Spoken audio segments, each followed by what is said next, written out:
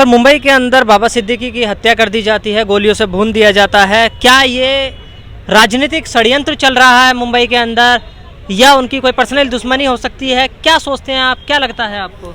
मुझे ऐसा कुछ नहीं लगता। मुझे ये लगता है उनका इंटरनल कॉन्फ्लिक्ट होगा, और बम्बई तो गैंगवार चलता रहता है। हाँ। कोई नई बात तो है नहीं। हाँ।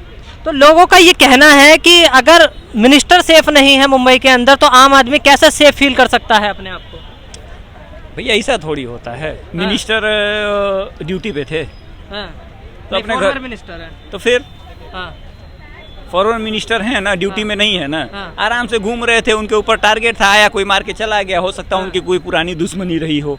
हाँ। ठीक है, गैंगवार में उनका नाम आता रहा है, माफिया हैं, मिनिस्टर हैं। तो भारत में माफियाओं के भी बड़े दुश्मन होते हैं, मिनिस्टरों के भी बड़े दुश्मन होते हैं। हाँ। पटना में पैदा हुआ, जाके मुंबई में राजनीति कर रहे हैं, कुछ तो खासियत रही होगी उनकी ना। बिल्कुल।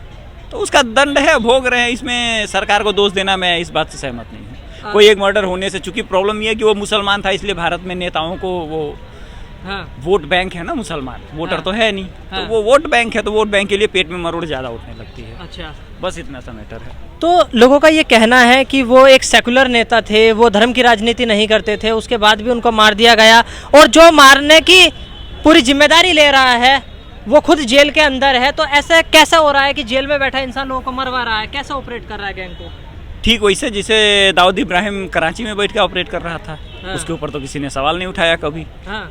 जिसे वो बैठ के यहाँ के लोगों का डील होता है, काम होता है, सारा ड्रग्स डीलिंग चल रही थी। उसमें तो सारा नाम आया था, उसमें तो किसी ने कुछ नहीं पूछा था, सारे चैट वायरल हुए थे। हाँ। वो चलता रहता है, मैं नहीं मानता। अब एक वालों को आसान सा मुद्दा मिल गया, जो होता है उसके नाम मत्थे मर दो, खत्म कहानी। हाँ। भैया जो लोग मारे हैं उनमें से 2 लोगों को अरेस्ट कर लिया गया है। हाँ, बिल्कुल। तीसरा ट्रेस में है, आज नहीं तो कल परसों 10 दिन में वो भी पकड़ा जाएगा। उनके स्टेटमेंट आने दीजिए, पुलिस क्या बोलती है उसके पहले हम लोग जो हो नैरेटिव बना लेते, तो उसमें कुछ नहीं कहा जा सकता ना। ओके। तो मुंबई के अंदर एक नाथ शिंदे मुख्यमंत्री हैं, और उन्होंने जो मदरसे और मस्जिद के मौलाना हैं उनकी सैलरी इंक्रीज करने का प्रस्ताव रखा है।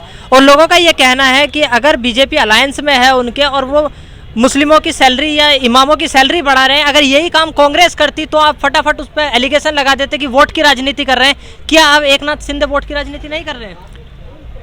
भैया इस देश की प्रॉब्लम ही यही है ना, हाँ। कि आपको ये चुनना है कि अच्छा कौन सा है। हाँ। ठीक है, अब मान लीजिए मेरा स्कोर बुराई में 100% है, हाँ। आपका 98 है, तो अब जनता को सेलेक्ट करना पड़ेगा यार। 100 से तो अच्छा है 98 ही चुन लो। हाँ। इतनी सी बात है भैया। शिवसेना जो है, शिवसेना का मुख्यमंत्री है, शिवसेना तो भाजपा से भी ज्यादा कट्टर है। बिल्कुल। अगर वो मुसलमानों के लिए सैलरी बढ़ाने की बात कर रही है, तो मतलब जो उनका कोर एजेंडा था, सबका साथ सबका विकास, उसी पे लगे हुए हैं। हाँ। मैं तो बार बार ये बात कहता हूँ कि भाजपा ने कभी नहीं कहा कि मैं हिंदुओं की पार्टी हूँ। हाँ। ये टैग अपोजिशन वालों ने लगाया हुआ है। अच्छा। अब हमारे यहाँ लोग हैं, अब क्या बोले, भक्त कहा ही जाता है। अब उसमें अंध भक्त जोड़ दीजिए, गोबर भक्त जोड़ दीजिए, जो मर्जी जोड़ दीजिए, हाँ। उनको कुछ फर्क नहीं पड़ता है। उनको हर चीज में वो मास्टर स्ट्रोक ही नजर आएगा। हाँ। हाँ। तो लोगों का ये कहना है, और स्पेशली अपोजिशन का ये कहना है कि जो बाबा सिद्दीकी को मारा गया है ये सीधा सीधा राजनीतिक स्टंट है, और क्योंकि इलेक्शन आ रहे हैं महाराष्ट्र के अंदर, इसलिए ये गेम खेला गया है। हो सकता है। हाँ। हो सकता है अपोजिशन पार्टियों ने ये गेम खेला हो। हाँ। ये इस देश में पिछले 75 सालों से एक ही नारा चलता है ना कि तुम सेफ नहीं हो। हाँ। मुसलमानों को कंसोलिडेट करने का इससे अच्छा तरीका क्या होगा? महाराष्ट्र में वो कर रहे हैं, तो हो सकता है इसमें इन्वेस्टिगेशन होने दीजिए। लॉरेंस बिश्नोई की जगह कहीं दाऊद का हाथ आ जाए। हाँ। कहीं उन्हीं की पार्टियों का, अपनी ही पार्टियों का हाथ ना निकल के आ जाए। हाँ। अब मुस्लिम डरेगा तभी तो कांग्रेस को वोट करेगा। हाँ। मुस्लिम जब डरेगा तो कांग्रेस को वोट करेगा। अच्छा। तो उसकी भी तैयारी हो सकती है। इसीलिए मैंने कहा कि अभी जांच चल रही है, उसका रिजल्ट आने दीजिए। पैनिक होने की जरूरत नहीं है, जो आएगा रिजल्ट अच्छा आएगा। अब बात कर लेते हैं थोड़ा सा नेताओं की। हाँ। जब अंबानी के घर के आगे हथियार भरी गाड़ी रखी गई थी, तब तो अघाड़ी की सरकार थी। हाँ। मतलब एक नचनिया मारा जाता है, और एक देश का इंडस्ट्रियलिस्ट है जो लाखों लोगों को रोजगार दिए हुए है। हाँ। वो उसका घर सिक्योर नहीं है, उसके लिए तो किसी ने आवाज नहीं उठाई। हाँ। लेकिन इनके लिए सबके पेट में मरोड़ उठ रही है। हाँ। तो ये तो साबित हो गया ना कि वोट बैंक की राजनीति है, और राजनीति में तो लोग अपनों का मरवाने का इतिहास रहा है। हाँ। अब जैसे भारत के पंडित जवाहरलाल नेहरू जी मर गए, ठीक है, उसके बाद शास्त्री जी का असैसिनेशन हो गया, कैसे हुआ इसकी तो रिपोर्ट आ नहीं सकती क्योंकि कांग्रेस ने लॉक किया हुआ। उसके बाद इंदिरा गांधी जी प्राइम मिनिस्टर में, उनका असैसिनेशन हुआ तो राजीव गांधी बन गया, उनका हुआ तो फिर से कांग्रेस की सरकार आ गई।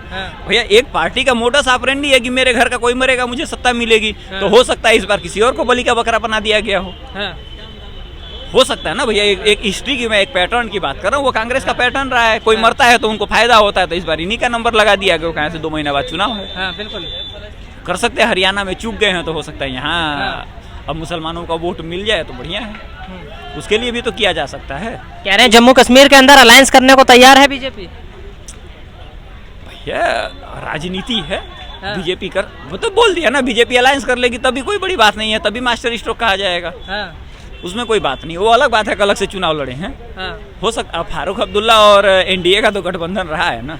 अगर बीजेपी वाले मुफ्ती से अलायंस कर सकते हैं तो एनडीए इनके साथ, अब्दुल्ला के साथ तो इनकी पुरानी यारी दोस्ती है, उसके साथ तो तुरंत कर लेंगे, इसमें तो मुझे कोई बात नहीं नजर आती कि नहीं करेंगे। और जब ये वहाँ घटना हुई थी 89-90s वाली, तो शायद कंफर्म नहीं हूँ लेकिन भाजपा का सपोर्ट तो था ना इनको, तो ये तो पुराने साथी हैं एनडीए के, फारूक अब्दुल्ला साहब। और उमर अब्दुल्ला साहब को पता है कि कांग्रेस का साथ रखने का मतलब है किसी दिन हमको धोखा ही दे जाए, कम से कम भाजपा वाले ऐसा तो नहीं करेंगे। तो एक पर्सनल एक्सपीरियंस भी होता है, तो मुझे लगता है कि हो सकता है। और केंद्र में भाजपा की सरकार है तो फंड लेने के चक्कर में ज़्यादा वो कुछ हो जाए, डबल इंजन की सरकार, तो इस करके कर सकते हैं।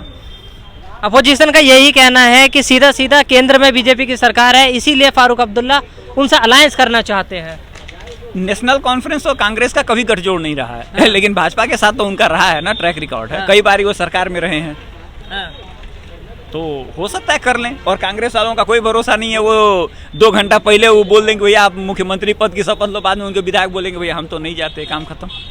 क्या पता उनकी पार्टी ही टूट जाए। या अभी आप नई घटना देख लीजिए, यहाँ से हिमाचल से इनके सबसे फेवरेट वकील जो है मनोज सिंघवी को चुनाव करने के लिए भेजा था ना राज्यसभा के लिए। अब उनके विधायकों ने नहीं वोट नहीं किया, तो उसमें कांग्रेस की गलती नहीं है ना, उसमें तो अभिषेक मनु सिंघवी की गलती है। वैसे फारूक अब्दुल्ला उमर अब्दुल्ला शपथ लेने जाए और कांग्रेस वाले बोले भैया हम तो पार्टी तोड़ रहे हैं, हम तो आपके साथ है ही नहीं, तो क्या कर लेंगे। बिल्कुल। तो कांग्रेस का ये रिकॉर्ड रहा ना कि ये मुख्यमंत्री बनाते हैं, चौधरी चरण सिंह रहे हो, चाहे बहुत से लोगों का नाम ऐसा है जिनको मुख्यमंत्री बनाया, पीछे से सपोर्ट विड्रॉ कर लिया है। कई स्टेट में भी इस तरीके की घटनाएं की हुई हैं, तो इसलिए मुझे नहीं लगता कि ऐसा होगा। हो सकता है कि जो एनडीए के पुराने घटक दल हैं वो वापिस आ जाएंगे, उसमें कोई दिक्कत नहीं।